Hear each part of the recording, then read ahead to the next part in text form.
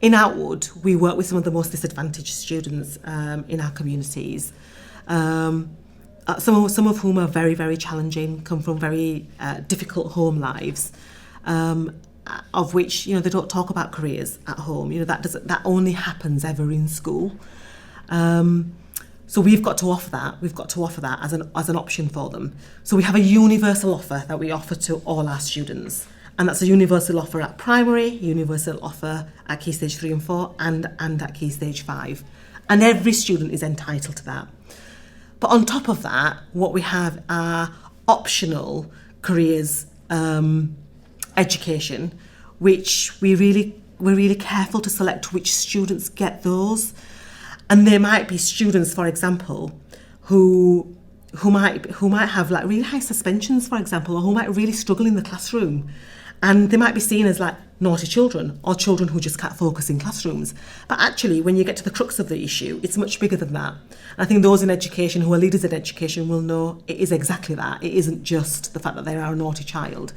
Is it because actually their home circumstance is such that they need that love, care and attention in a school environment where a careers educator would come and speak to them about their next steps. So you could have a year 10 student who has no idea about what they might do in year 11 and be regularly leaving classrooms, not focusing, not learning, not engaged. And sometimes all it takes is a member of staff to just reach out to that particular student who is struggling at that moment in time and talk about what their next steps might look like. And that might spark a conversation which they've probably never had before about what their next steps might be. And that's the real bespoke careers work. And what a lot of the schools in Outwood are doing now is a lot more of that bespoke work. So actually, one of the discussion point that we had in one of our careers leader meetings that we hold regularly was about those bespoke careers packages. And what they might look like and what those cohorts of students might be. And one of them was about those highly challenging students from a behaviour point of view and what that package might look like for that student. And it might be that some of those students might try some work experience somewhere.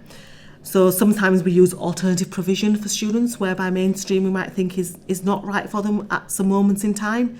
But as part of that alternative provision package, there might be some work experience that's part of that. Which means that actually, even though they're not in mainstream school, we're really looking after them and supporting them in getting them ready for when they leave us so that they feel confident in the fact that we've given them the right advice and guidance to go on to whatever career path they want to go on to in the future.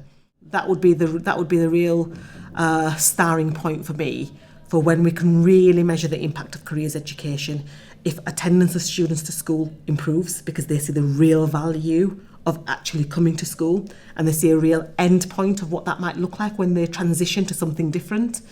And those students who struggle in school when they do attend school, well, they stop struggling because again, they see the real value of actually attending school and want to be in that lesson and want to be learning with that in front of that with that teacher who's wanting to work with them every single day.